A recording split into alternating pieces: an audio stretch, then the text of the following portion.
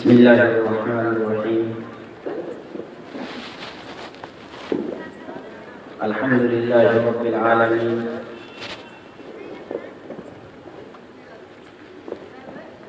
الرحمن الرحيم، مالك يوم الدين،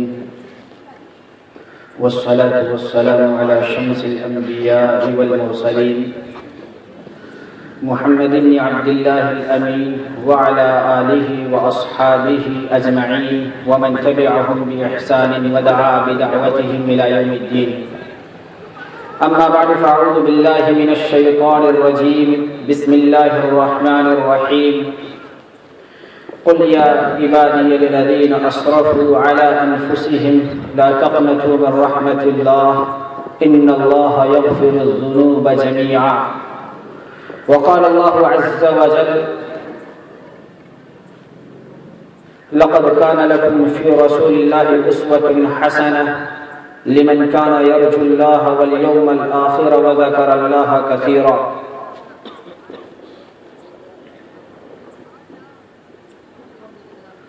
وقال النبي صلى الله عليه وسلم: من رأى منكم منكرا فليغيره بيده فإن لم يستطع فبلسانه فإن لم يستطع فبقلبه وذلك أضعف الإيمان أو كما قال رسول الله صلى الله عليه وسلم.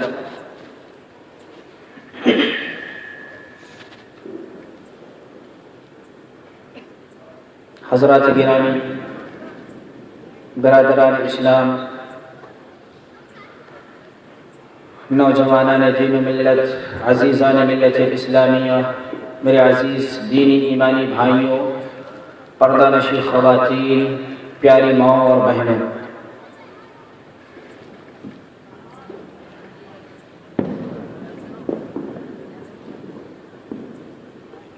اس مقام پر 3 سال سے مسلسل آج کی تاریخ میں جلسے کا انعقاد کیا جا رہا ہے. اس تسلسل کا یہ تیسرا پروگرام ہے.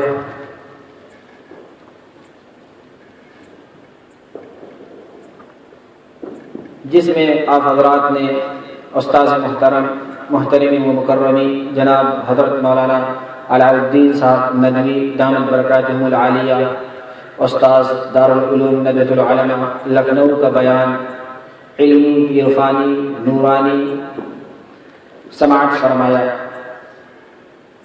اس شخص سے متعلق جو گفتگو آپ حضرات سے کرنی تھی وہ حضرت مولانا آپ حضرات سے کر کے رخصت ہو گئے. اس رات سے متعلق جو کرنے کے کام تھے اور جو رکنے کے کام تھے، وہ دونوں طرح کے کام آپ نے سماعت فرمائے. جو کام کرنے کے ہیں وہ بھی آپ کو بتائے گئے، اور جن کاموں سے رکنا ہے کچھ وہ کام بھی آپ کو بتائے گئے، سمجھائے گئے.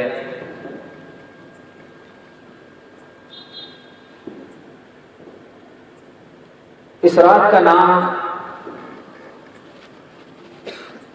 جسے ہم شب برات کے نام سے جانتے ہیں،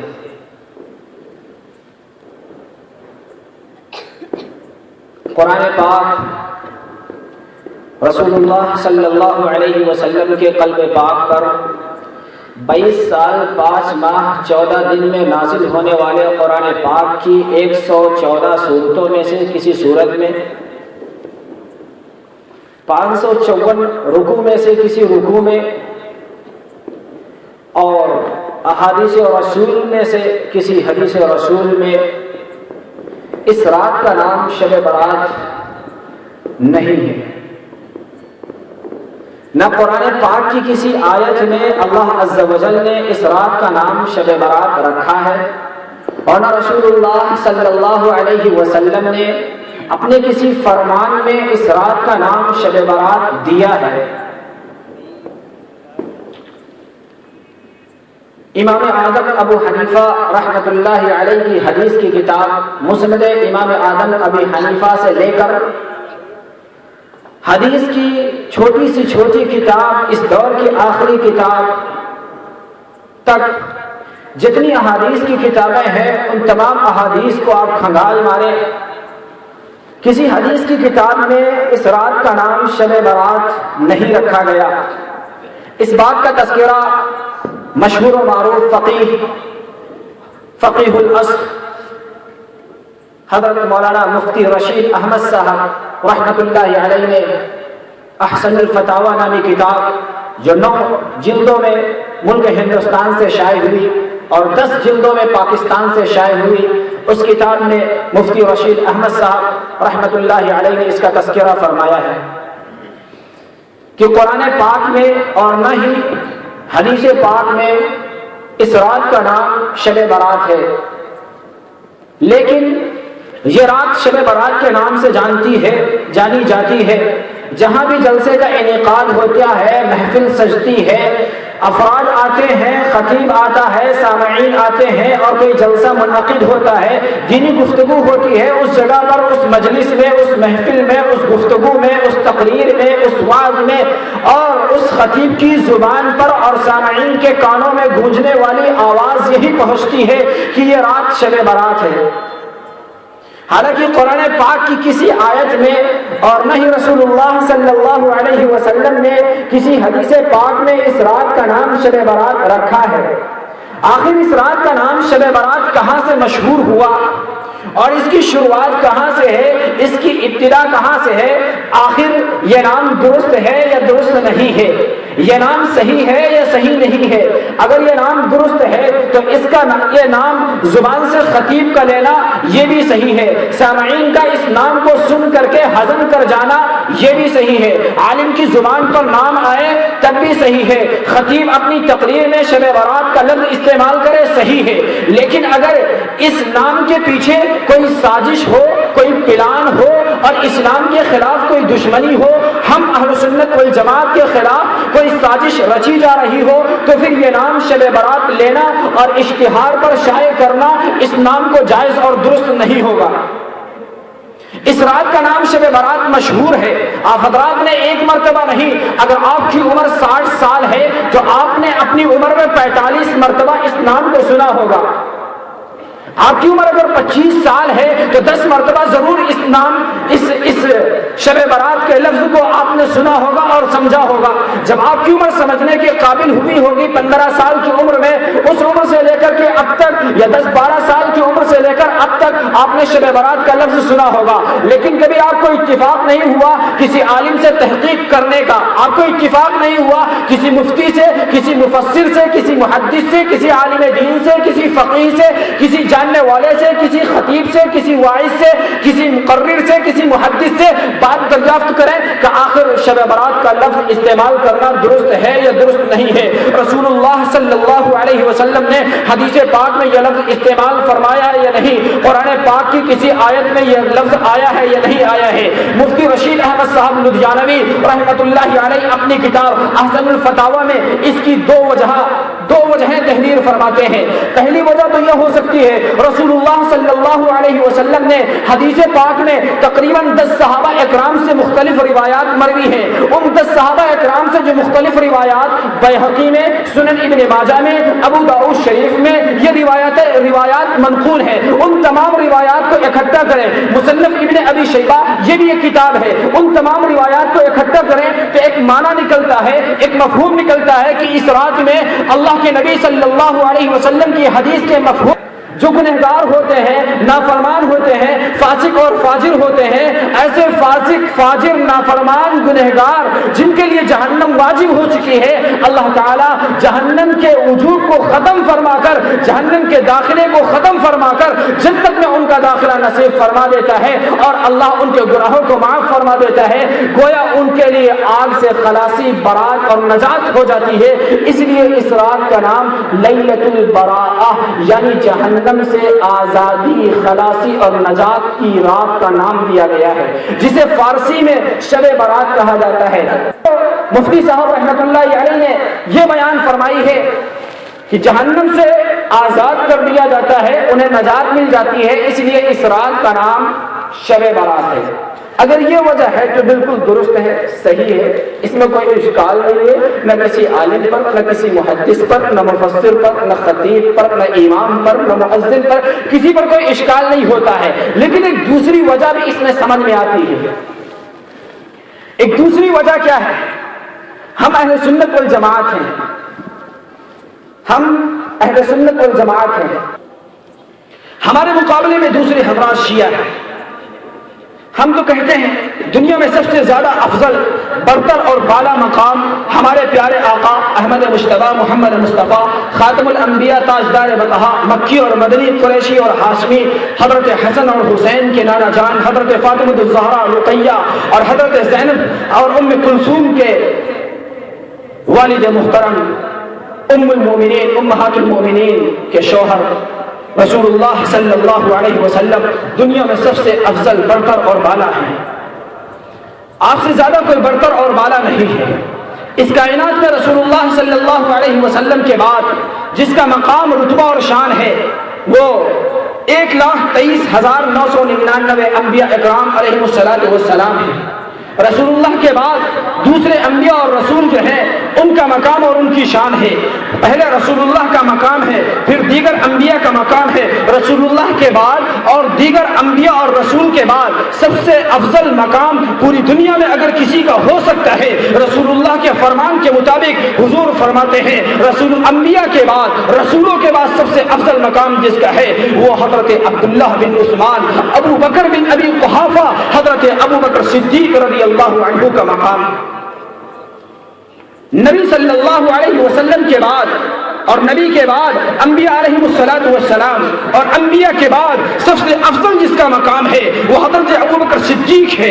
ابو بکر صدیق کے بعد جس کا مقام ہے وہ عمر فاروق اعظم ہے۔ عمر فاروق اعظم کے بعد جس کا مقام ہے وہ حضرت عثمان ذی النورین ہے۔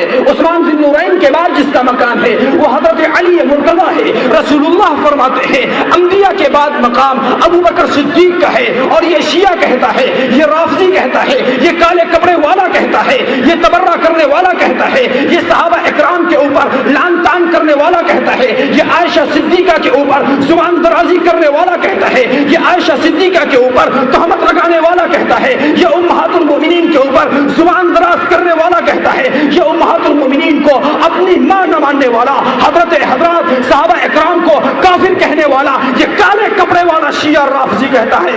صحابہ اکرام کے بعد حضرت رسول اللہ صلی اللہ علیہ وسلم اور انبیاء کے بعد سب سے افضل جس کا مقام ہے وہ ابو بکر کا نہیں ہے، عمر فاروق اعظم کا نہیں ہے، عثمان ذی النورین کا نہیں ہے، بلکہ وہ کہتا ہے ابو بکر سے بڑھ کر، عمر فاروق اعظم سے بڑھ کر، حضرت عثمان ذی النورین سے بڑھ کر سب سے افضل مقام علی مرتضیٰ کا ہے۔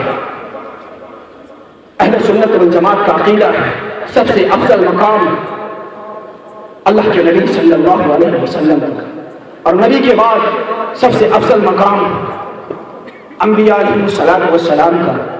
انبیاء علیہ السلام کے بعد دنیا کے تمام انسانوں میں جو پیدا ہو چکے ہیں، جو قیامت تک پیدا ہوں گے، ان تمام میں سب سے افضل مقام ابو بکر صدیق۔ ابو بکر صدیق کے بعد عمر فاروق اعظم، عمر فاروق اعظم کے بعد عثمان غنی، عثمان ذی النورین، اور عثمان غنی کے بعد علی مرتضیٰ۔ علی المرتضیٰ کا نمبر انبیاء کے بعد چوتھے نمبر پر آتا ہے۔ پہلے ابو بکر صدیق، پھر عمر فاروق اعظم، پھر عثمان ذی النورین، پھر علی المرتضیٰ۔ اور یہ شیعہ کہتا ہے نہیں، علی المرتضیٰ پہلے نمبر پر ہے، ابو بکر کو کافر کہتا ہے، عمر فاروق اعظم کو کافر کہتا ہے، عثمان ذی النورین کو کافر کہتا ہے۔ یہ علی المرتضیٰ کو اول نمبر پہ مانتا ہے۔ علی المرتضیٰ کے بعد حضرت حسن کو دوسرے نمبر پر مانتا ہے، حسین کو تیسرے نمبر پر مانتا ہے، زین العابدین کو چوتھے نمبر پر مانتا ہے، محمد باقر کو 5ویں نمبر پر مانتا ہے، جعفر صادق کو 6ویں نمبر پر مانتا ہے، موسیٰ کاظم کو 7ویں نمبر پر مانتا ہے، اور علی رضا کو 8ویں نمبر پر مانتا ہے، محمد جواد کو 9ویں نمبر پر مانتا ہے، علی نقی کو 10ویں نمبر پر مانتا ہے، حسن عسکری کو 11ویں نمبر پر مانتا ہے، اور 12ویں نمبر پر امام مہدی کو مانتا ہے۔ سب سے افضل رسول اللہ صلی اللہ علیہ وسلم ہے۔ رسول اللہ صلی اللہ علیہ وسلم کے بعد تمام انبیاء علیہ السلام ہیں۔ انبیاء علیہ السلام کی تعداد کتنی تھی؟ اس کے لیے آپ مشکات المصابیح صفحہ 511 کھول کر دیکھیں۔ انبیاء علیہ السلام کے بعد سب سے افضل مقام ابو بکر صدیق کا ہے، ابو بکر کے بعد عمر فاروق اعظم کا ہے، عمر فاروق اعظم کے بعد حضرت عثمان غنی کا ہے، عثمان غنی کے بعد علی المرتضیٰ کا ہے۔ اور شیعہ کیا کہتے ہیں؟ سب سے افضل مقام علی المرتضیٰ کا ہے، جو چوتھے نمبر پہ تھا اس کو پہلے نمبر پہ رکھا۔ صرف یہی ظلم نہیں کیا ہے، اس سے بڑھ کر ظلم یہ کیا، ابو بکر کو کافر کہا، عمر کو کافر کہا، عثمان کو کافر کہا۔ رسول اللہ صلی اللہ علیہ وسلم کے دست اقدس میں ہاتھ دے کر اسلام قبول کرنے والے، بیعت کرنے والے، ایمان لانے والے تقریباً 1.5 لاکھ صحابہ اکرام رضی اللہ عنہم اجمعین میں سے 5 صحابہ اکرام کو چھوڑ کر تمام صحابہ اکرام کو انہوں نے کافر کہہ دیا۔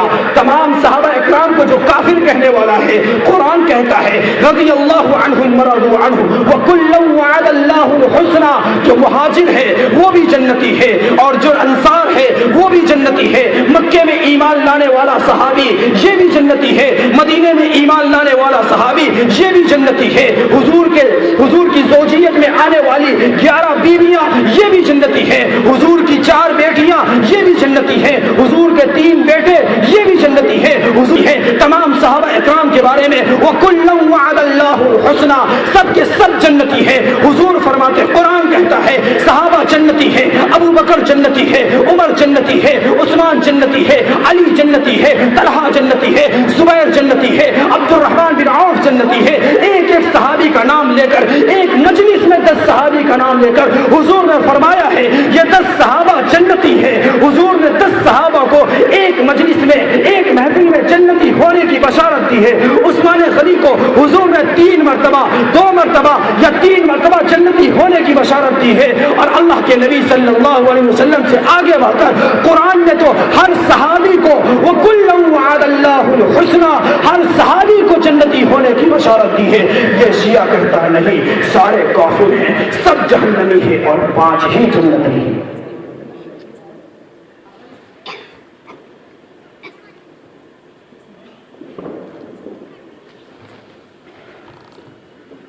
حضرت علی رضی اللہ عنہ کے بعد میں نے آپ کو ترتیب کے ساتھ بتایا، سارے نام میں نے گنائے، ریکارڈ ہوں گے تو ٹھیک ہے، نہیں ہے تو آپ کو پتہ چل جائیں گے۔ وہاں آپ جاتے ہوں گے 10-15 دن محرم الحرام میں لگاتار جلسے ہوتے ہیں عبدالشکور حال میں، وہاں بھی آپ نے یہ چیز سنی ہوگی، بارہا سنی ہوگی، کوئی نئی بات نہیں ہے، لیکن آپ حضرات کی توجہ نہیں رہتی اس لیے بھول جاتے ہیں۔ وہ علی المرتضیٰ کو سب سے افضل مانتے ہیں، علی المرتضیٰ کے بعد حضرت حسن کو مانتے ہیں، حسن کے بعد حسین کو مانتے ہیں۔ حضرت حسن اور حسین یہ دونوں علی کے بیٹے ہیں۔ پھر حسین کے بیٹے حضرت زین العابدین ہیں، ان کو مانتے ہیں۔ زین العابدین کے بیٹے محمد باقر ہیں، ان کو مانتے ہیں۔ محمد باقر کے بیٹے جعفر صادق ہیں، ان کو مانتے ہیں۔ جعفر صادق کے بیٹے موسیٰ کاظم ہیں، ان کو مانتے ہیں۔ موسیٰ کاظم کے بیٹے علی رضا ہیں، ان کو مانتے ہیں۔ علی رضا کے بیٹے محمد الجواد ہیں، ان کو مانتے ہیں۔ محمد الجواد کے بیٹے علی نقی ہیں، ان کو مانتے ہیں۔ علی نقی کے بیٹے حسن عسکری ہیں، ان کو مانتے ہیں۔ اور حسن عسکری کے بعد سب سے آخر میں جس کو مانتے ہیں وہ امام مہدی مانتے ہیں۔ یہ کل 12 نام ہوئے۔ شیعہ کہتے ہیں یہ 12 دنیا میں سب سے افضل ہیں، سب سے اعلیٰ ہیں، سب سے برتر اور بالا ہیں۔ حتیٰ کہ شیعہ یہ بھی کہتے ہیں علی المرتضیٰ سے لے کر امام مہدی تک یہ جو 12 نام بنتے ہیں یہ امام الانبیاء خاتم الانبیاء محمد مصطفیٰ صلی اللہ علیہ وسلم سے بھی افضل ہیں، برتر اور بالا ہیں۔ ان کا عقیدہ اتنا گندا ہے، علی المرتضیٰ اور امام مہدی اس کے بیچ میں یہ 10 اور 12 بنتے ہیں۔ ان 12 کو رسول اللہ سے، انبیاء علیہ السلام سے افضل مانتے ہیں۔ یہ شیعہ ان 12 کو اپنا امام کہتے ہیں، یہ 12 ان کے امام ہیں۔ یہ امام انبیاء سے، نبیوں سے بہتر ہیں۔ بعض کتابوں سے تو پتہ چلتا ہے خاتم الانبیاء محمد مصطفیٰ صلی اللہ علیہ وسلم سے بھی افضل اور بہتر ہے۔ اگر اسے کائنات کا بدترین کافر نہ کہا جائے تو کیا کہا جائے؟ اگر شیعہ کو کائنات کا بدترین کافر نہ کہا جائے تو کیا کہا جائے؟ میں کہتا ہوں کائنات کا اگر بدترین کافر کوئی ہو سکتا ہے، عیسائی سے بڑا کافر، یہودی سے بڑا کافر، ہندوؤں سے بڑا کافر، سکھوں سے بڑا کافر اگر کوئی ہو سکتا ہے، سور سے زیادہ بدترین اور غلیظ ترین اگر کوئی ہو سکتا ہے تو وہ شیعہ۔ توجہ دے، وہ شیعہ صحابہ اکرام پر تبرہ کرتے ہیں، تبرہ کا مطلب ان پر زبان درازی کرتے ہیں، لعن طعن کرتے ہیں، تنقید کرتے ہیں، برا بھلا کہتے ہیں، گالیاں دیتے ہیں، کافر مرتد مشرک کہتے ہیں، لعنتی کہتے ہیں، اور قسم قسم کی جو گالیاں ہو سکتی ہیں وہ سب دیتے ہیں۔ اس عمل کو تبرہ کہا جاتا ہے، اس عمل کو، اس کام کو تبرہ کہا جاتا ہے۔ اسی تبرہ کو بدل کر کے انہوں نے لفظ براءت بنایا ہے، اسی تبرہ کو بدل کر انہوں نے لفظ براءت بنایا ہے، اور اس رات کا نام شب براءت رکھا ہے، کیونکہ اس رات میں شیعہ صحابہ پر تبرہ کرتے ہیں، صحابہ اکرام پر لعن طعن کرتے ہیں، صحابہ اکرام کو برا بھلا کہتے ہیں۔ اگر رات کا نام شب تبرہ رکھتے بات واضح ہو جاتی، سنی جان جاتا، اہل سنت کو پتہ چل جاتا، اس لیے رات کا نام شب تبرہ نہیں رکھا ہے، تبرہ کو بدل کر کے شب برات رکھا ہے، تبرہ کو بدل کر کے برات رکھا ہے۔ لہذا اس رات میں آپ پتہ لگاؤ شیعوں کے یہاں اس رات میں صحابہ اکرام کو وہ لعن طعن کرتے ہیں یا نہیں، برا بھلا کہتے ہیں یا نہیں، اس لیے اس رات کا نام شب برات رکھ دیا گیا۔ سنیں، میں نے 12 اماموں کے نام بتائے جو شیعہ کے امام ہیں، ہمارے تو امام ہیں، یہ سارے کے سارے ہمارے امام ہیں، سارے بزرگ ہیں، اللہ کے ولی ہیں، سارے اگر نیک عمل کرنے والے، اللہ کوئی گناہ ہوا ہوگا بخش دے کر کے، بخشش کر کے انہیں جنت میں داخل فرما دے گا۔ جو صحابی ہیں یقیناً جنت میں جائیں گے، علی، حسن اور حسین، ان کے علاوہ جو صحابی نہیں ہیں اللہ نے چاہا تو وہ سب بھی جنت میں جائیں گے اگر اللہ معاف فرما دے گا۔ لیکن یہ جو 12ویں نمبر پر امام آتے ہیں سارے ہمارے امام ہیں، ایسا نہیں ہے شیعوں کے امام ہیں، ہاں فرق اتنا ہے وہ امام بنا کر کے نبیوں سے افضل کہتے ہیں، وہ امام بنا کر کے تمام صحابہ سے افضل کہتے ہیں، وہ امام بنا کر کے خاتم الانبیاء سے افضل کہتے ہیں۔ ہم امام تو مانتے ہیں، مقتدا مانتے ہیں، پیشوا مانتے ہیں، رہبر مانتے ہیں، قائد مانتے ہیں، رہنما مانتے ہیں، بڑا مانتے ہیں، سرداج مانتے ہیں، سرتاج مانتے ہیں، سردار مانتے ہیں، سب کچھ مانتے ہیں، نبی سے افضل نہیں مانتے ہیں، خاتم الانبیاء سے افضل نہیں مانتے ہیں، رسولوں سے افضل نہیں مانتے ہیں، صحابہ سے افضل نہیں مانتے ہیں۔ ہمارے اور ان میں یہ فرق ہے کہ جو 12واں امام، 12ویں نمبر پر جس امام کا نام آتا ہے امام مہدی، ان کے بارے میں شیعوں کے یہاں یہ مشہور ہے کہ یہ نصف شعبان یعنی شعبان کی 15ویں تاریخ پیدا ہونے کے بعد جو غائب ہو گئے تھے دنیا سے، تو یہ شعبان کی 15ویں تاریخ تھی، نصف شعبان، یہی شعبان کی 15ویں تاریخ تھی۔ وہ کہتے ہیں ہمارے 11 امام آئے، لیکن 11ویں نمبر پر جو 12ویں نمبر پر جو امام آیا جس کا نام امام مہدی وہ کہتے ہیں، جس کو آپ لوگ مہدی کہتے ہیں، مہدی علیہ السلام، مہدی علیہ السلام نے امام مہدی میم ہا دال یا امام مہدی، وہ ان کے عقیدے کے مطابق پیدا ہوئے، اور پیدا ہونے کے بعد پھر 4 سال 4.5 سال کی عمر میں کسی غار میں، جس غار کا نام تھا سرمن رعا، نام اتنا خطرناک ہے کہ آپ کو یاد ہونے والا نہیں ہے، سرمن رعا، اس نام کے غار میں گھس گئے، اور گھسے کیسے؟ 4.5 سال کی عمر، 4.5 سال کی عمر، اونٹ کی کوہان کے برابر قرآن، اتنا بڑا قرآن، شیعہ کہتے ہیں قرآن کتنا بڑا ہے، جتنی بڑی اونٹ کی کوہان، اونٹ کی ران بنتی ہے، اتنا بڑا قرآن ہے، اور یہ جو قرآن رکھا ہوا ہے اس سے کہیں زیادہ بڑا قرآن لے کر کے، اور سب دینی تعلیمات جتنا جو کچھ ہو سکتا تھا وہ سب لے کر کے غار میں گھس گئے، اب کچھ باہر ہے ہی نہیں۔ یہ شیعوں کا عقیدہ، ہمارا نہیں۔ حالانکہ یہ جس زمانے کے ان کے باپ ہیں، باپ کا نام حسن عسکری ہے، توجہ دیں، پھر میں آپ کو حسن اور حسین کے بارے میں وہ پوائنٹ بتاؤں گا، آپ پہلی مرتبہ سنیں گے۔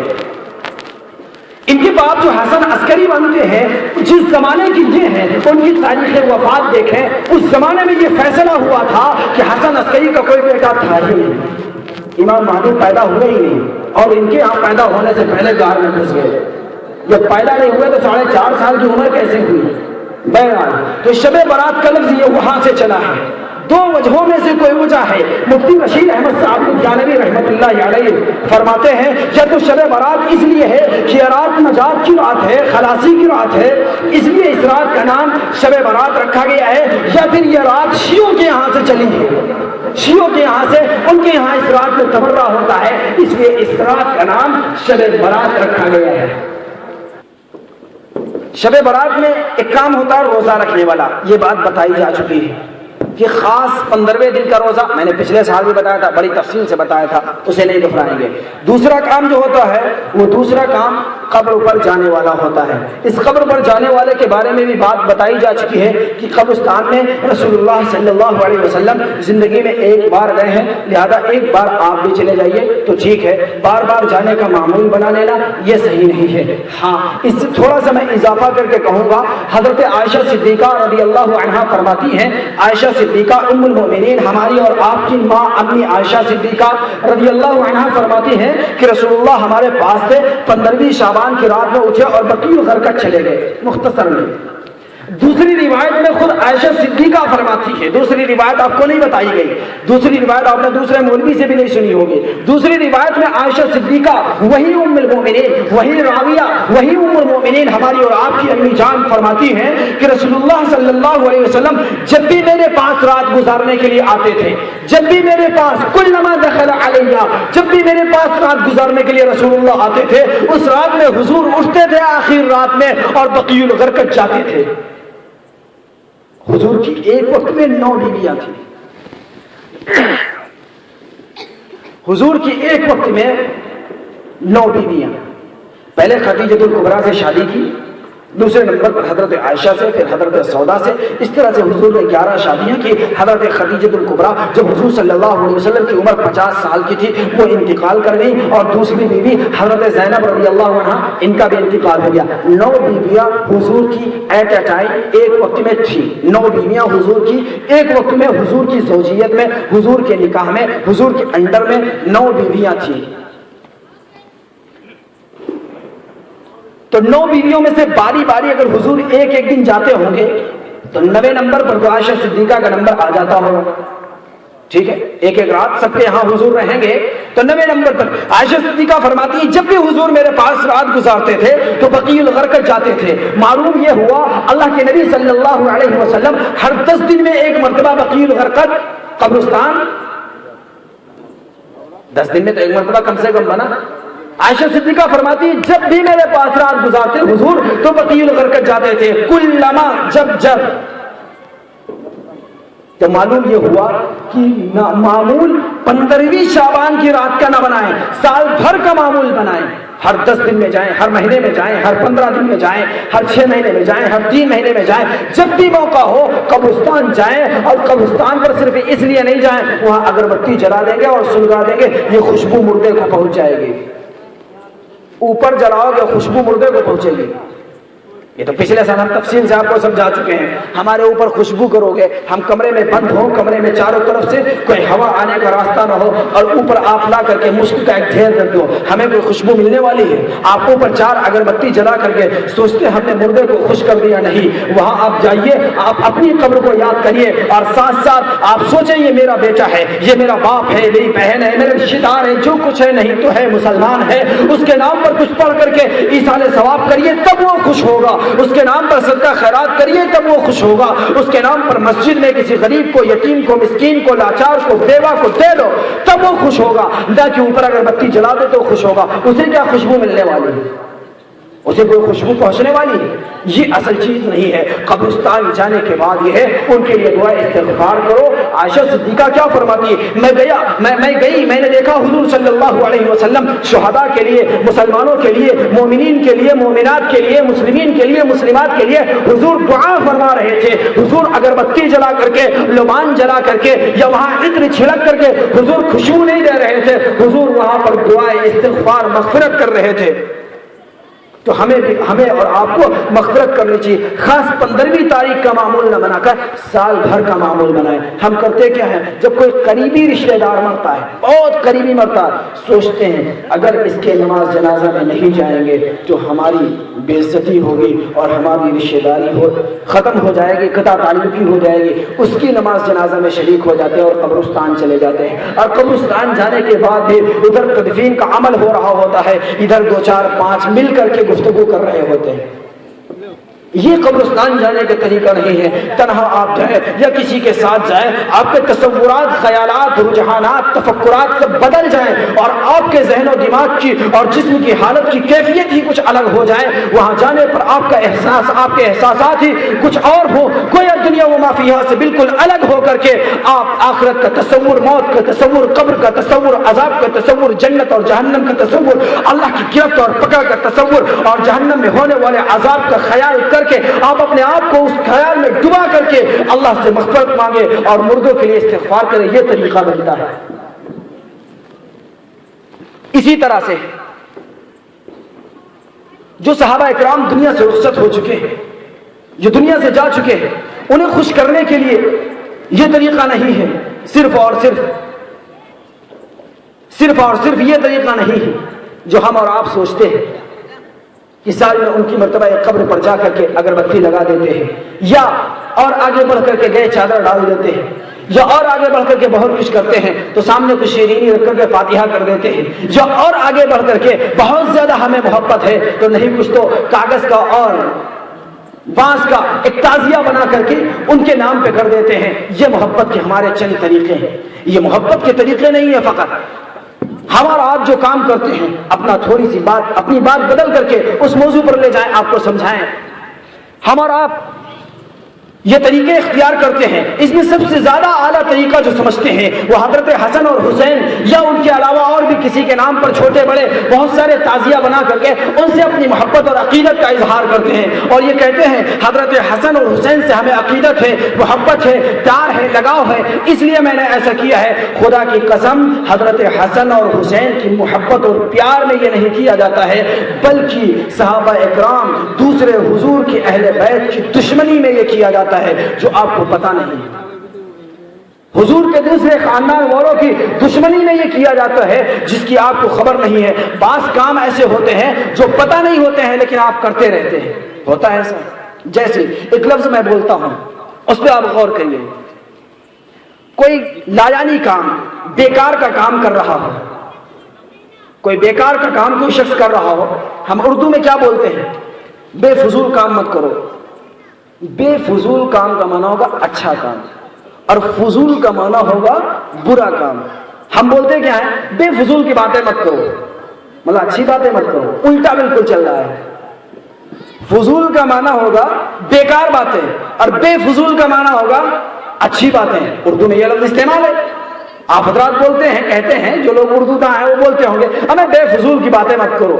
بے فضول کا مطلب اچھی بات ہے، لیکن بالکل الٹا یہ لفظ استعمال ہو گیا ہے، اس مفہوم کی طرف آپ کا ذہن جاتا ہی نہیں ہے۔ اسی طرح سے ہم نے اور آپ نے یا بھولے بھالے مسلمانوں نے حضرت حسن اور حسین کے نام پہ جو تعزیہ رکھا، ان کو پتہ ہی نہیں یہ تعزیہ حسن حسین کے نام پر محبت کا تعزیہ ہے یا یہ تعزیہ حضور کے خاندان سے، حضور کے اہل بیت سے، حضور کی بیویوں سے، حضور کی بیٹیوں سے، حضور کے نواسوں سے، حضور کی نواسیوں سے دشمنی میں یہ رکھا جا رہا ہے، ہمیں اس کی خبر ہے ہی۔ حضور صلی اللہ علیہ وسلم کا جو خاندان آپ کو پتا ہے، نہیں پتا ہے تو سنیں۔ حضور صلی اللہ علیہ وسلم کی 11 بیویاں آپ کو معلوم ہے۔ حضور صلی اللہ علیہ وسلم کی 4 بیٹیاں، 4 بیٹیوں میں سے سب سے بڑی بیٹی کا نام حضرت زینب، دوسری بیٹی کا نام حضرت رقیہ، تیسری بیٹی کا نام ام کلثوم، چوتھی بیٹی کا نام فاطمہ الزہرا۔ حضور صلی اللہ علیہ وسلم کے 3 بیٹے ہیں، 3 بیٹوں میں سے سب سے پہلے اور بڑے بیٹے کا نام حضرت قاسم، دوسرے بیٹے کا نام عبداللہ اور تیسرے بیٹے کا نام حضرت ابراہیم۔ یہ حضور کے 3 بیٹے ہیں، حضور کی 4 بیٹیاں ہیں اور حضور کی 11 بیویاں ہیں۔ حضور صلی اللہ علیہ وسلم کے نواسوں کے نام پر ہم اور آپ تعزیہ رکھتے ہیں۔ حضور صلی اللہ علیہ وسلم کی 4 بیٹیاں ہیں اور حضور صلی اللہ علیہ وسلم کے 3 بیٹے ہیں۔ ہم اور آپ تعزیہ رکھتے ہیں، یا جو بھی تعزیہ رکھتے ہیں آپ ان سے پوچھیے، حضرت حسن کے نام پہ رکھتے ہیں تعزیہ، حضرت حسین کے نام پہ تعزیہ رکھتے ہیں۔ حضرت حسن اور حسین پیدا کب ہوئے ہیں ان کو یہ بھی نہیں معلوم ہے۔ حضرت حسن اور حسین اتنا تو معلوم ہے کہ حضور صلی اللہ علیہ وسلم کے نواسے ہیں، حضور صلی اللہ علیہ وسلم کے نواسے ہیں۔ حسن حسین کے باپ کا نام علی ہے، حسن حسین کی بیوی کا ماں کا نام فاطمہ ہے، ماں کا نام فاطمہ ہے، باپ کا نام علی ہے اور نانا کا نام رسول اللہ صلی اللہ علیہ وسلم. فاطمہ الزہرا تو سب سے چھوٹی ہے، چھوٹی بیٹی ہی سب سے پہلے زینب، پھر رقیہ، پھر ام کلثوم، اور چوتھے نمبر پر حضرت فاطمہ. فاطمہ کی جو بیٹے ہیں حسن اور حسین، ان کا نام آپ کو معلوم ہے، لیکن جو زینب ہے ان کے بیٹے کا نام آپ کو پتا نہیں. جو رقیہ ہے ان کی اولاد ہے یا نہیں آپ کو پتا نہیں. جو ام کلثوم ہے ان کی اولاد ہے یا نہیں یہ آپ کو پتا نہیں. زینب کی اولاد کا آپ نے پتہ نہیں لگایا، رقیہ کی اولاد کا آپ نے پتہ نہیں لگایا، ام کلثوم کی اولاد کا آپ نے پتہ نہیں لگایا، فاطمہ کی اولاد کا بھی صحیح آپ نے پتہ نہیں لگایا. فاطمہ کے دو بیٹوں کا نام آپ نے یاد رکھا، ایک بیٹے کا نام حسن یاد رکھا، دوسرے بیٹے کا نام حسین یاد رکھا. میں کہتا ہوں نہیں، میں سنی ہوں، میں اہل سنت والجماعت ہوں. رسول اللہ سے محبت ہے، رسول اللہ کی 11 بیویوں سے محبت ہے، رسول اللہ کی 4 بیٹیوں سے محبت ہے، رسول اللہ کے 3 بیٹوں سے محبت ہے، 4 بیٹیوں کی جتنے بیٹے اور بیٹیاں ہیں ان سب سے محبت ہے. رسول اللہ کے جتنے خاندان والے اہل بیت ہیں ہمیں سب سے محبت ہے. یہ نہیں ہو سکتا ہے حضور کے خاندان کے آدھے خاندان سے محبت ہو اور آدھے خاندان سے ہمیں نفرت ہو. حضور کی سب سے پہلی اور بڑی بیٹی کا نام سنیں، حضرت زینب. حضرت زینب کے شوہر کا نام ابو العاص بن ربیع. حضور کے سب سے پہلے داماد کون بنے؟ بتائیے. ابو العاص بن ربیع سب سے پہلے داماد. آپ کو پتہ ہی نہیں. علی داماد معلوم ہے، اور سب سے پہلے داماد بنے کون ہیں؟ ابو العاص بن ربیع.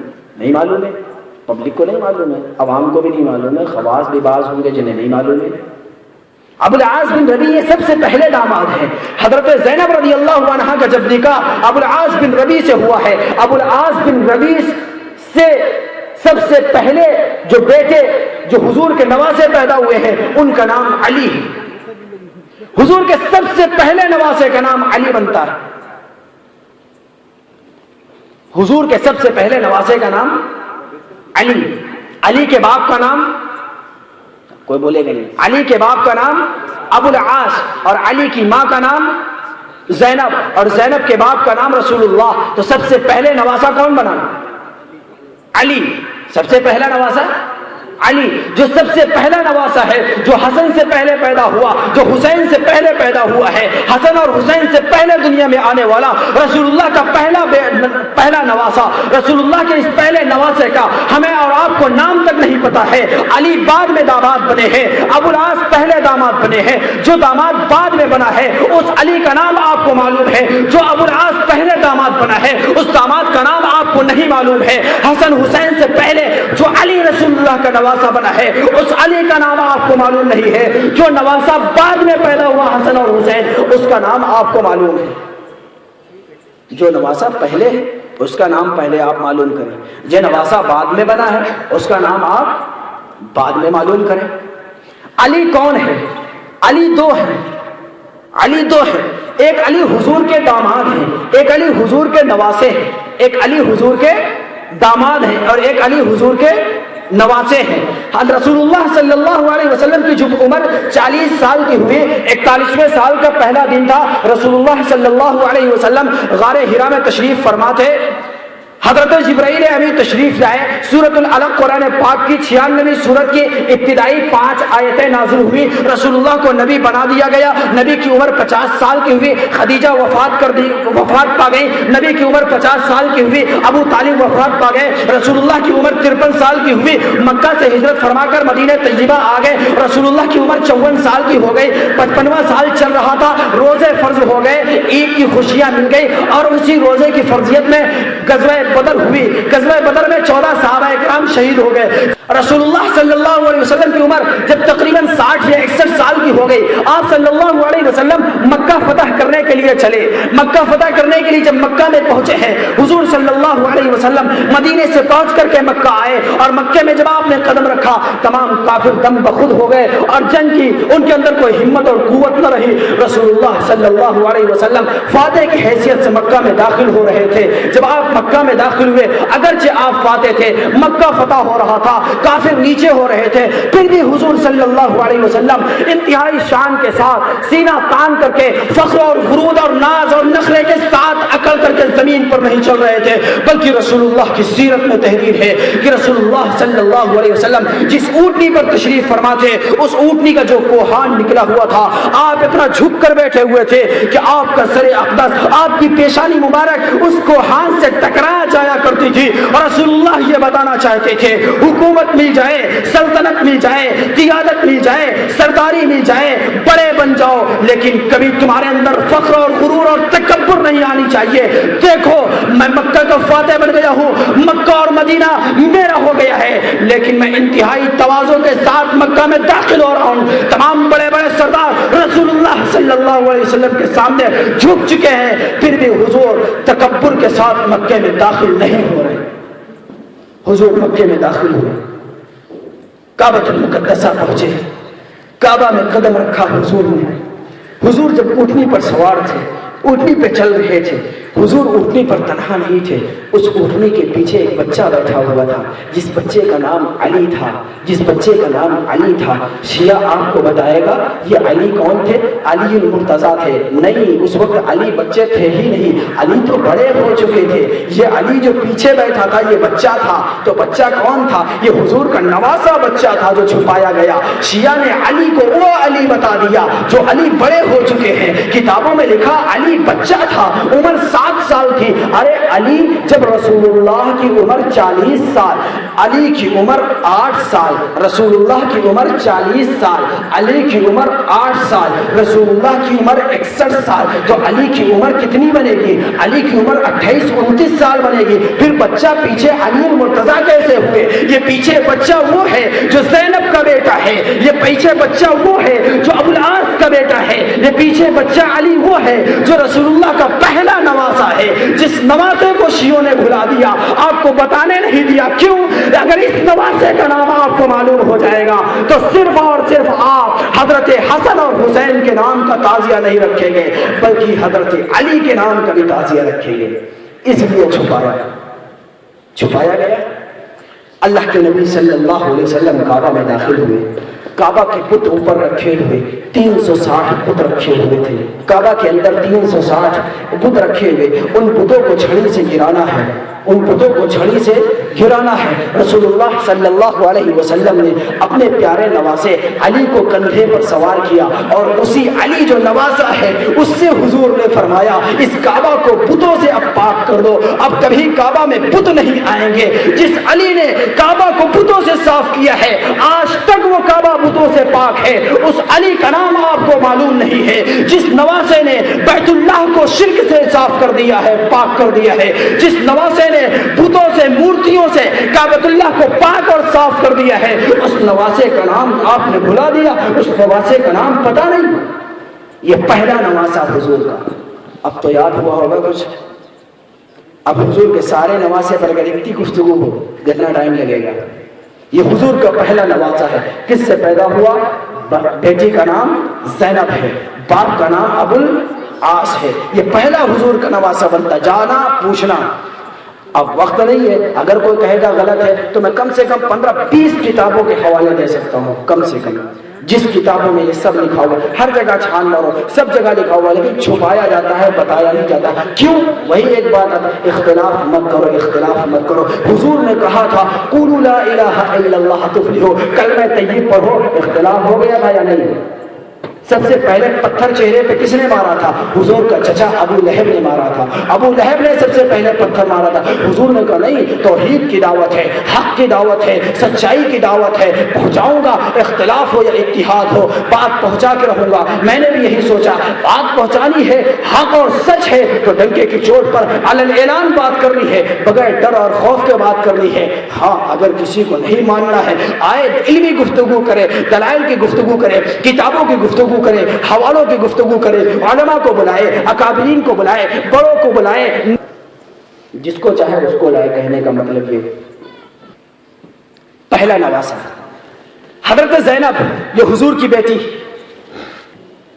حضرت زینب رضی اللہ عنہا سے جو دوسری اولاد ہوئی، اس دوسری اولاد کا نام امامہ ہے۔ دوسری اولاد کا نام بولیے امامہ، یہ لڑکی۔ تو اب حضور کے نواسے میں کون آیا دوسرے نمبر پر؟ نواسی آئی. کیا نام ہے اس کا؟ پہلے نواسے کا نام علی ہے اور دوسرے نمبر پر نواسی کا نام امامہ ہے. اس امامہ کا نام بھی آپ کو معلوم نہیں ہے, یہ نام بھی آپ کو چھپا لیا گیا ہے. جاؤ تمام دنیا شیعت کو چیلنج کرو, لکھنؤ شہر سے لے کر بھوپال تک اور بھوپال شہر سے لے کر پورے ملک ہندوستان کے شیعوں کو چیلنج, اور یہاں سے لے کر کے ایران ملک تک تمام شیعوں کو چیلنج ہے. جاؤ ان سے پوچھو, تم جو جس کو سب سے بڑا امام علی کو سب سے بڑا امام مانتے ہو, علی کو تم نے سب سے بڑا امام ماننا ہے. علی کی بیوی کا نام فاطمہ تھا, فاطمہ دنیا سے جا رہی تھی. علی نے کہا تھا فاطمہ سے, فاطمہ اب تیری جیسی بیوی تو ہمیں ملنے والی نہیں, تو رسول اللہ کی لخت جگر تھی, تیرے اخلاق رسول اللہ کے اخلاق تھے, اب تیری جیسی بیوی ملنے والی نہیں. فاطمہ تیری دنیا سے جانے کے بعد کیا ہوگا؟ فاطمہ نے علی سے کہا تھا, علی پریشان ہونے کی ضرورت نہیں, میں دنیا سے چلی جاؤں تو میرے بعد میری بہن کی بیٹی, میری بہن حضرت زینب کی بیٹی امامہ سے شادی کر دیں. جاؤ شیعوں سے پوچھو علی کی دوسری بیوی کا نام کیا ہے, علی کی دوسری بیوی کا نام کیا ہے؟ چھپایا نا, نہیں سمجھے آپ. حضرت زینب کی بیٹی کا نام بولیے امامہ. یہ حضور کی نواسی ہوئی. اب خطابت کے انداز میں نہیں, وکالت کے انداز میں سمجھاؤں گا. تو حضور کی نواسی یہ بنی امامہ, توجہ ہے, حضور کی نواسی بنی امامہ. تو یہ امامہ زینب کی بیٹی ہوئی, اور حضور کی چوتھے نمبر پر جو بیٹی ہے اس کا کیا نام ہے؟ فاطمہ. فاطمہ کے شوہر کا نام کیا ہے؟ علی. جب فاطمہ مرنے لگی تھی, دنیا سے جانے لگی تھی, علی نے کہا تھا فاطمہ چلی جاؤ گی میرا کیا بنے گا؟ فاطمہ نے کہا پریشان مت ہو, میں دنیا سے جاؤں گی تو شادی تمہیں کس سے کرنا ہے؟ بولیے, میری بہن کی بیٹی امامہ سے کرنا ہے. تو علی کی دوسری بیوی کون بنی؟ جو حضور کی نواسی ہے, جو حضور کی نواسی سے حضرت علی کی دوسری شادی ہوئی ہے. سمجھ میں آ گیا؟ تو حضرت علی کی دوسری بیوی کون بنی؟ اب شیعوں سے پوچھو, علی کی بیویاں 9 ہیں, علی کی بیویاں 9 ہیں. حضرت علی کی ان 9 بیویوں میں سے پوچھو دوسرے نمبر پر جو بیوی تھی اس کا نام کیا تھا؟ چھپائیں گے بیٹا. کیوں چھپائیں گے؟ چھپائیں گے اس لیے نواسی کا نام آ جائے گا نا حضور کی. جب نواسی کا نام آئے گا تو حضور کی پہلی بیٹی کا نام بھی پتہ چل جائے گا. جب پہلی بیٹی کا نام پتہ چل جائے گا ان کو ماننا پڑے گا حضور کی بیٹیاں کئی تھی. وہ کہتے ہیں حضور کی بیٹی 1 تھی, ہم کہتے ہیں حضور کی بیٹیاں 4 تھی. اس لیے وہ حضرت علی کی دوسری بیوی کا نام نہیں بتاتے ہیں. جب بولو گے حضرت علی کی دوسری بیوی کا نام بتاؤ, چھپائیں گے. اس لیے چھپائیں گے, نام بتائیں گے تو وہاں سے زینب کا نام پتا چلے گا. جب زینب کا نام پتا چلے گا راز اوپن ہوگا کہ حضور کی بیٹی 1 فاطمہ صرف نہیں ہے, کچھ اور بھی بیٹیاں ہیں. اور وہ تو کالا کہتا ہے کہ حضور کی بیٹی 1 ہے, اور ہم کہتے ہیں حضور کی بیٹیاں کہیں ہیں 4 ہیں. راز سمجھ میں آ گیا؟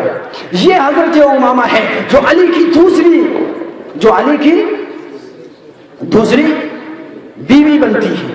اس امامہ کا نام آپ نے بھلا دیا. حضرت زینب سے جو تیسری اولاد ہوتی ہے وہ ابھی بچہ ہی ہے, اب اس کا نام نہیں رکھا گیا تھا, وہ دنیا سے رخصت ہو گیا.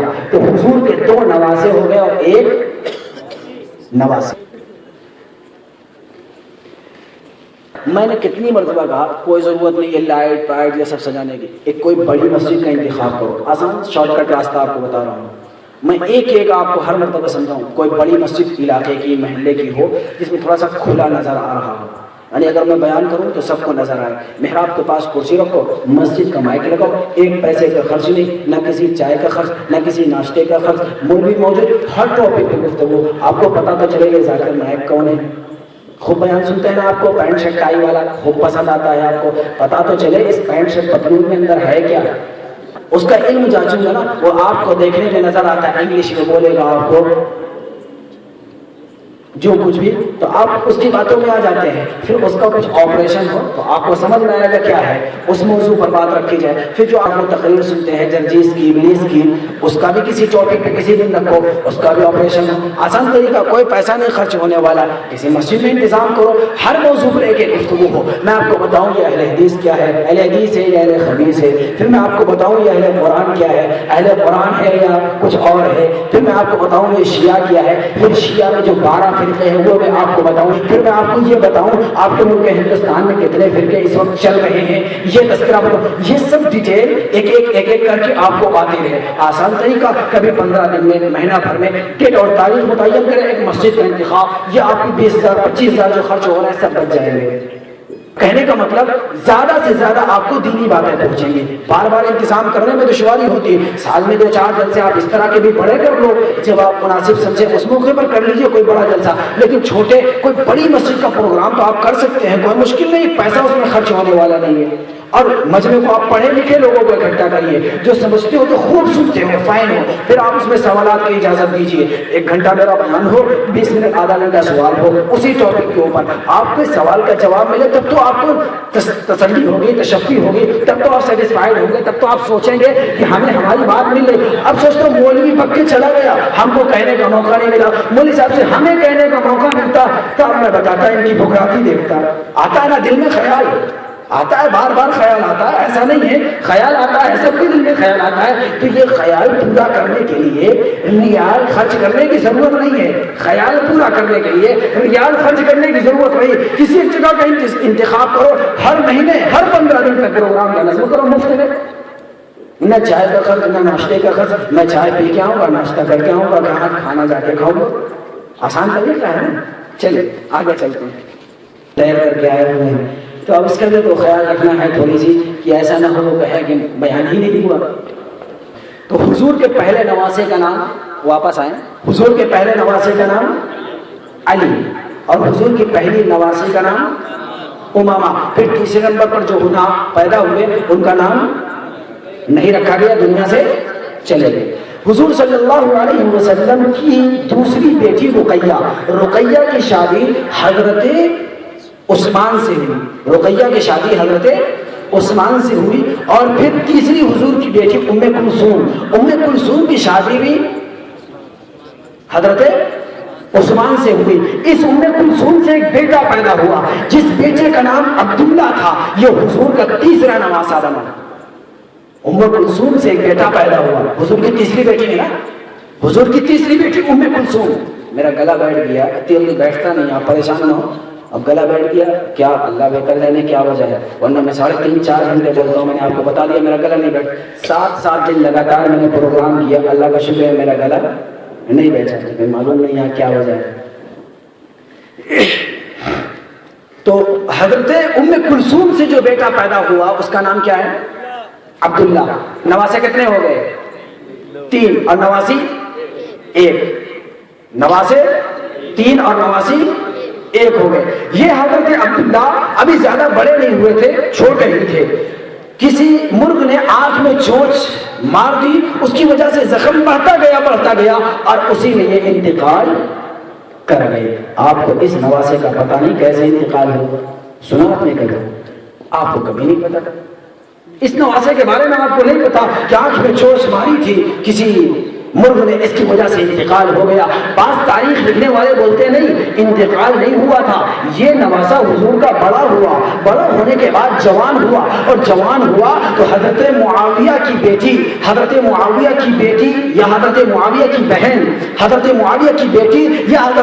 کی بہن جس کا نام صفیہ تھا، اس صفیہ سے اس کی شادی ہوئی ہے، اور پھر یہ جنگ یرموک میں بھی شریک ہوا ہے۔ یہ جوان اور بڑا ہوا ہے، پھر دنیا سے رخصت ہوا ہے۔ بعض فرماتے چھوٹا ہے، مرغ نے چونچ ماری تھی انتقال فرما گئے، بعض کہتے نہیں یہ بڑا اور جوان ہوا ہے پھر دنیا سے گیا ہے۔ جو کچھ بھی ہو، لیکن حضور کا نواسا تیسرا کون بنتا ہے؟ عبداللہ۔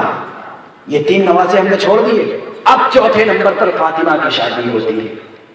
اب فاطمہ کی شادی کا نمبر آتا ہے۔ فاطمہ کی شادی ہوتی ہے تو فاطمہ کے یہاں بیٹیاں پیدا ہوتی ہیں۔ فاطمہ کے یہاں جب بیٹی پیدا ہوئی، بیٹی کا نام فاطمہ نے زینب رکھا۔ دوسری بیٹی پیدا ہوئی، فاطمہ نے نام رقیہ رکھا۔ تیسری بیٹی پیدا ہوئی، فاطمہ نے نام ام کلثوم رکھا۔ حضور کی دوسری نواسی کا نام زینب ہے، حضور کی تیسری نواسی کا نام رقیہ ہے، حضور کی چوتھی نواسی کا نام ام کلثوم ہے۔ پہلی نواسی کا نام امامہ ہے، دوسری نواسی کا نام زینب ہے، تیسری نواسی کا نام رقیہ ہے، چوتھی نواسی کا نام ام کلثوم ہے۔ فاطمہ کی پہلی بیٹی کا نام زینب ہے، فاطمہ کی دوسری بیٹی کا نام رقیہ ہے، فاطمہ کی تیسری بیٹی کا نام ام کلثوم ہے۔ ان 3 نواسیوں کا بھی پتہ نہیں۔ نواسیاں کتنی ہو گئی؟ ہوئی نہ چار؟ ارے معلوم ہے نہیں پتا؟ آئیے، نواسے 3 اور نواسیاں 4۔ حضرت حسن پیدا ہوئے۔ اب حضرت حسن رضی اللہ عنہ جو حضور کے 4تھے نمبر کے نواسے ہیں، حضرت حسین یہ حضور کے 5ویں نمبر کے نواسے ہیں، حضرت محسن جو حضور کے 6ویں نمبر کے نواسے ہیں۔ حضور کے کتنے نواسے ہوئے؟ 6۔ یہ 6 نواسے ہوئے اور 4 نواسیاں ہوئی۔ پہلے نواسے کا نام علی ہے، دوسرے نواسے کا نام پتہ نہیں، تیسرے نواسے کا نام عبداللہ ہے، چوتھے نواسے کا نام امام حسن حضرت حسن ہے، چوتھے 5ویں نواسے کا نام حضرت حسین ہے، اور 6ویں نواسے کا نام حضرت محسن ہے۔ پہلی نواسی کا نام امامہ ہے، دوسری نواسی کا نام زینب ہے، تیسری نواسی کا نام رقیہ ہے، چوتھی نواسی کا نام ام کلثوم ہے۔ ان نواسی اور نواسیوں کا نام نہیں معلوم ہے۔ آگے ذرا بڑھیں، حضرت رسول اللہ صلی اللہ علیہ وسلم کی 4 بیٹیاں ہیں، ایک بیٹی ابو العاص کو دی ہے، اور 2 بیٹی حضور نے عثمان کو دی ہے، ایک بیٹی حضور نے علی کو دی ہے، عثمان کو حضور نے 2 بیٹیاں دی ہیں، علی کو حضور نے 1 بیٹی دی ہے، ابو العاص کو حضور نے 1 بیٹی دی ہے۔ ابو العاص پہلے داماد بنے ہیں، عثمان بعد میں داماد بنے ہیں، علی اس کے بعد داماد بنے ہیں، علی سب سے بعد میں داماد بنے ہیں۔ تو آپ نے کہہ دیا دمدم مسجد کے اندر علی کا پہلا نمبر، جو علی سب سے لاسٹ میں ہے، اس علی کا پہلا نمبر جو ابو العاص پہلے ہے، اس ابو العاص کو بھلا دیا ہے۔ عثمان جو دوسرے نمبر پر ہے اس کو آپ نے بھلا دیا ہے، علی جو آخر میں ہے اس کو آپ نے پہلا نمبر کہہ دیا۔ داماد بننے میں علی کئی نمبر پہ آیا؟ تیسرے نمبر پر آیا۔ پہلے داماد ابو العاص ہے، پھر داماد عثمان ہے، پھر داماد عثمان ہے، اور اس کے بعد داماد علی ہے۔ علی کو حضور نے 1 بیٹی دی ہے، اور حضرت عثمان کو حضور نے 2 بیٹیاں دی ہیں۔ علی کو سب سے چھوٹی بیٹی ملی ہے، حضرت عثمان کو 2 بڑی بیٹیاں ملی ہے۔ بڑے کا مقام زیادہ ہوتا ہے، چھوٹے کا مقام کم ہوتا ہے، بڑے کا رتبہ زیادہ ہوتا ہے، چھوٹے کا رتبہ کم ہوتا ہے۔ بڑی بیٹیاں عثمان کو ملی ہے، چھوٹی بیٹی علی کو ملی ہے۔ عثمان کو آپ نے نہیں جانا، علی کو آپ نے جانا ہے۔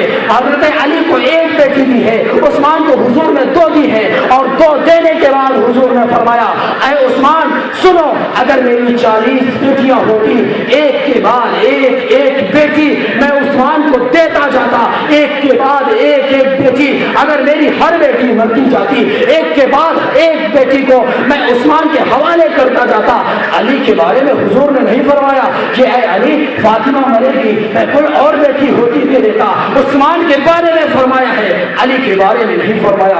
عثمان کو آپ نے یاد نہیں کیا، علی علی یا علی یا علی، کوئی سامان اٹھائیں گے تو یا علی، طاقت لگا کر کیا بولتے ہیں؟ اب یاد آیا نا، سمجھے؟ بولتے نا یا علی، یہاں سے تو وہ ہے یا علی، وہ یا علی شیعہ لکھتا ہے یا علی، پھر محرم میں لکھا ہو جائے یا علی یا حسن یا حسین، تو آپ زور لگاتے ہیں تو یا اللہ کہنا چاہیے، یا اللہ طاقت لگاتے ہو، یا اللہ تم مجھے طاقت دے یہ وزنی سامان میں اٹھاؤں، یا اللہ نہیں کہتا ہے، یا علی کہتا ہے علی تم مجھے طاقت دے، نہیں علی طاقت نہیں دے گا، طاقت اللہ دے گا۔ آپ نے علی کو یاد کیا، اب دیکھیں لفظ آپ بولتے ہیں یا علی سمجھتے نہیں، اب آپ کے سامنے بات آئی سمجھ میں، یا علی کہاں سے چلا ہے؟ بہت ساری باتیں مشہور ہیں لیکن اس کی خبر نہیں ہوتی ہے، اس کا پتہ نہیں چل جاتا ہے۔ اللہ سے دعا فرمائیں اللہ ہمیں اور آپ کو حق اور سچ کہنے اور اس پر عمل کرنے کی توفیق عطا فرمائے۔ یہ چند گزارشات میں نے آپ حضرات کی خدمت میں رکھی، بقیہ انشاءاللہ کبھی اور کسی موقع پر جب بات ہوگی وہ باتیں آپ کے سامنے رکھی جائیں گی۔ مجمع کم ہے اس لیے دل نہیں لگ رہا ہے، انہی چند باتوں پر اپنی بات ختم کرتا ہوں۔ وآخر دعوانا ان الحمد للہ رب العالمین، السلام علیکم ورحمۃ اللہ وبرکاتہ۔